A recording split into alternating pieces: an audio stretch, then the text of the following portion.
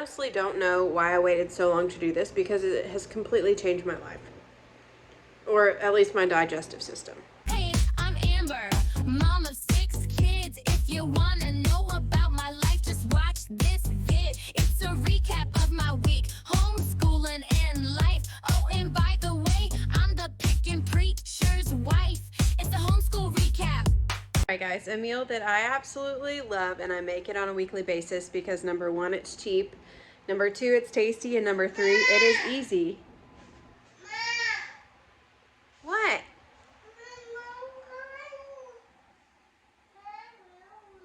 It is pinto beans and rice and sausage.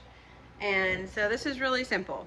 And for people who are like complete noobs in the kitchen, there's a significant difference whenever you soak your beans and you soak your rice before cooking them. Like, I have spent the last however many years of our marriage that I've spent doing this because I never cooked before our marriage. Hey, I'm trying to talk to the people on YouTube, okay? So I never cooked until I got married.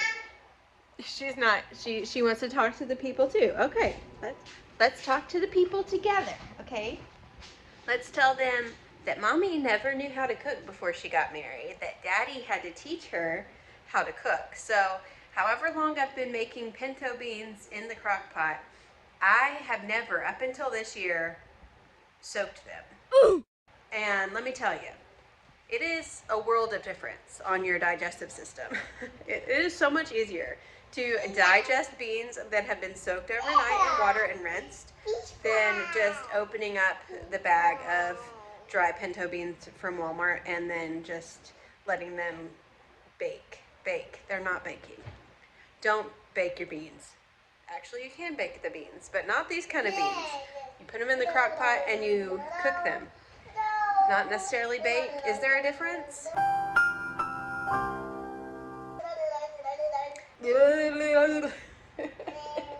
Granted, the only issue with this is that I have to prepare, which, as you know on this channel, probably by now, I am not the most organized or prepared person. And so I usually don't think the day ahead of what I'm gonna make.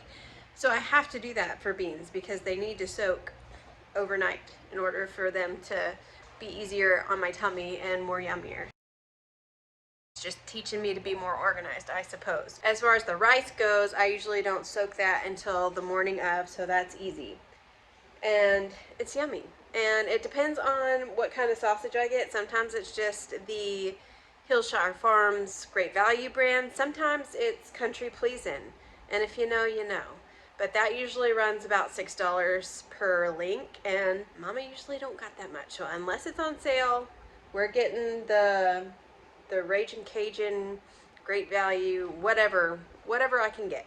And it's tasty, it's filling, it's easy, and it's cheap. So 2 thumbs up, except I'm holding my phone and I'm holding this bowl. So just know it's 2 thumbs up, and I would show you if I could.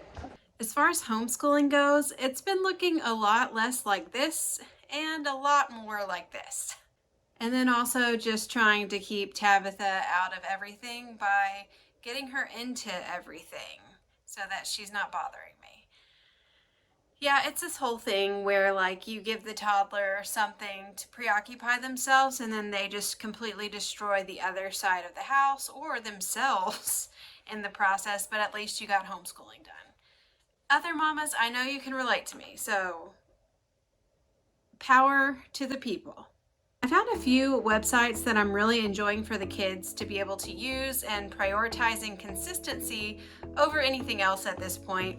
One site that I've had Ezekiel and Nehemiah use for reading that a sweet friend told me about is called Under the Home. The reading sections are very interactive. You can click on letter sounds, words, and then read full sentences at the bottom. So I sit with them every day. We do this every single day. No matter what our schedule looks like, this has to be done every single day. We learn a new lesson and we go over the 3 or 4 lessons prior so that they can get more repetition and learn these words. You go through it lesson by lesson at your child's pace though. They also have teacher guides for each lesson, which literally types out what you could say as the teacher if you wanted to just read the script.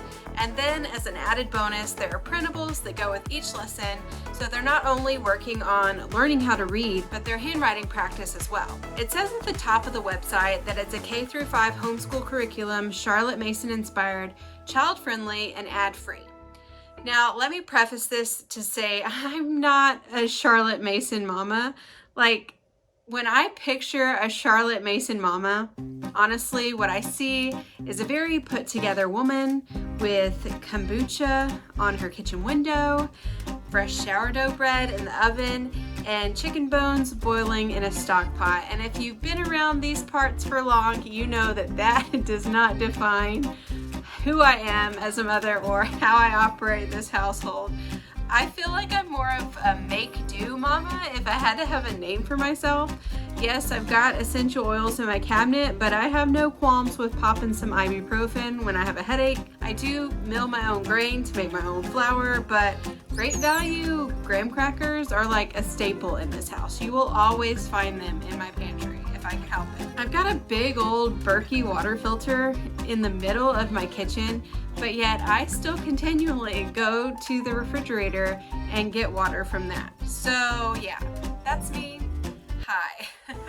I am a make-do mama. So even though I'm not a Charlotte Mason mama, I've really enjoyed the reading curriculum for my children because it has it all mapped out for me.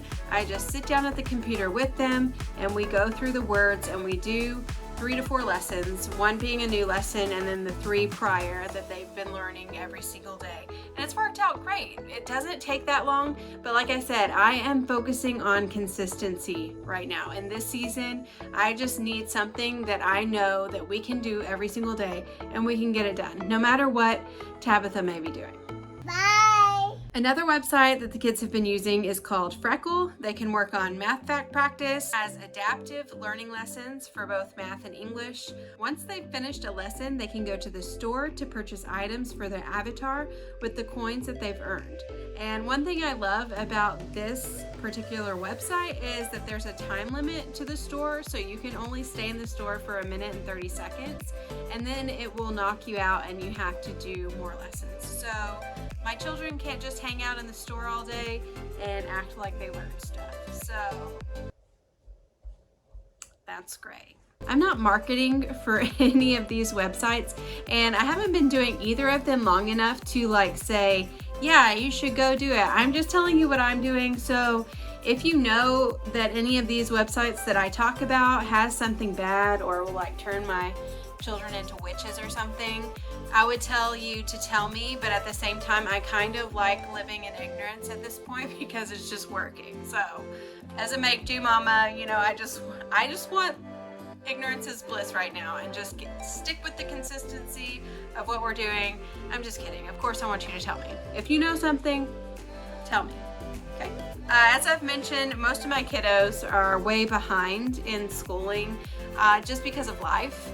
Homeschooling is a lot harder than I thought it was going to be, especially with a large family. Like, it has taken me so long, and I still find it so difficult to do anything with as many children as we have. They are absolute blessings. As I've stated before, this is probably because I'm not naturally gifted in being an organized person. And so when you have so many people to manage and so much stuff from these people to manage, it can get really overwhelming. And when you throw in a special needs son, an entrepreneurial husband, like, it can feel like you're stretched so thin and you can't do anything else. Where I'm at right now, I'm just taking it one day at a time, doing what I can with the time that I have, asking the Holy Spirit to lead me into what I should do next. Just during the day, like, okay, the dishes are overflowing, so I do need to do that, but also I need to teach the children how to read. I need to make some bread so we have something to eat. You know, those things I just say, okay, Holy Spirit, please guide me into what the next thing is that I should be doing. And so we go to sleep and we wake up and we do it all again. And yeah, that's our life. Motherhood, it is such a blessing. But you know what? Sometimes it's hard. Sometimes it's hard. Okay, we're not gonna cry in this video. What in the world? Okay. My hormones, guys, just letting you know, my hormones have been crazy. I feel like my body at this point is like, Amber, you are supposed to be pregnant right now, and I am not. And so my body's kind of like, what is going on? Because for the past 13 years, this lady has gotten pregnant, and now she's not anymore. And my body just doesn't know how to respond to that. But that's all I got. I hope you've learned something in this video, or it encouraged you, or maybe you learned to soak your rice and beans like I did now, and your digestive system is going to be so much happier. It's also okay to just make do. It's okay to be a make do mama. It's okay. Until next time.